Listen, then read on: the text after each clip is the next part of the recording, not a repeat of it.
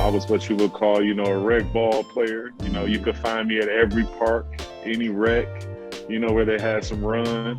That's the type of ball player I was. I didn't really start playing organized ball until my sophomore year in high school. Oh, wow. I didn't really play much in middle school. Football was my first love, so I played football a lot.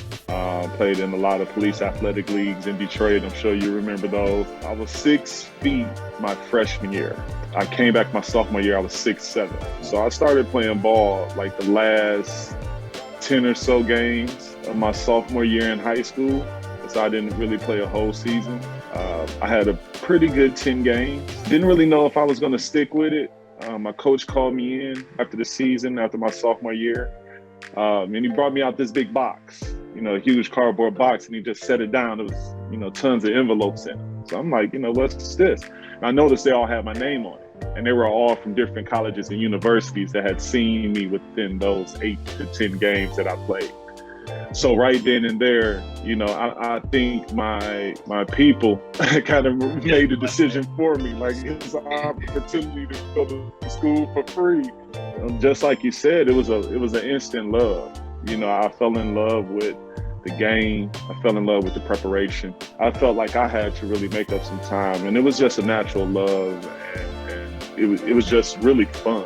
It was something that I loved to do, and that it just kind of took hold of that part of my life. At that time, it was just academics and basketball, and I really enjoyed it from that point on. How did you adjust to the college game as opposed to, throwing up 35 points a game in the first 10 games? How are you? And then, you know what I'm saying? What was the difference? Did you have to adjust a lot? I did, more so to practice and time management and organization, because I was prepared to walk on the court at Michigan as a basketball player. I had full confidence on what I could do. I wasn't prepared academically or socially for the University of Michigan. I come from Henry Ford High School in the inner city of Detroit. It's not a diverse school. It's predominantly African American. And academically, coming from a school in the inner city of Detroit, I don't care if you got a 4.0, that institution wasn't preparing me for the University of Michigan. So I think most of my preparedness happened socially and academically. On the court, it was easy, but I think my growth and what I really worked on when I got to University of Michigan was socially and academically. And I think I'm prouder of that than what I accomplished basketball-wise, because, a lot of us can, come from, Detroit, we have basketball talent. But a lot of guys that I've seen in the past, and I'm still seeing right now, some of them just can't handle that atmosphere socially and academically. But, coming out, being able to go top 15 in the draft after, 5 years of organized basketball, I think I did pretty good for myself. Adjusting to that NBA game now for rookie season, what's from, 3 years in college, is it difficult? It is. And both sides, I want to hear the lifestyle-wise and on the court also. Lifestyle, it was easy. Because I'm a real chill dude.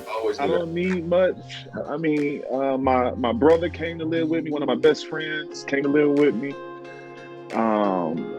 And my now, wife, who was my girlfriend at the time, came and lived with me out there. And I like to say, if you watched Entourage, we were a little bit like that. It was the four of us. Me and my brother and my friend, we play video games all day. We hit the beach. We work out outside of me practicing or whatever. You explore the city. But the thing I like about the people that was with me, I never got caught up. I didn't get caught up in the celebrity. I didn't get caught up in. I just did my own thing and kept to myself. Sort of like how I was with the Rockets. You got to play with big fella. Yeah, I got to play with Dream. And the crazy part about Dream is, Dream had this thing where he's going to pick whoever's the youngest, athletic, new guy, he's going to pick you to play one-on-one. I'm like, when I came in there, and I noticed, I didn't see Dream all offseason. Dream don't do nothing in offseason. He's on his own. Like, Dream is like a ghost until training camp starts. So as soon as training camp starts, the first day of camp, I'm down there stretching. He said, hey, Mo, come on. I'm like, come here. We go down here. And then all the coaches, I see the coaches over there giggling and talking. He's like, you play one-on-one. So we played one-on-one the first day of training camp. And then from that point on, we played one-on-one every single day that he was on the court or in practice. When we walked into practice, he see me. Well, I don't want to talk about the first few because I was still learning them. But Dream got so many tricks. And the crazy part about it, he only wants to play to like 3 or 4. He don't want to have no long game where it's a bunch of long drives. No, Dream hit his first shots and he'd be like 2-0. I'd be like, okay, where we going to? We go to 3. Oh, you got 2-0. And now you're telling me you're going to 3. But he did things like that. But Dream is one of the best people that I have ever met, in my life.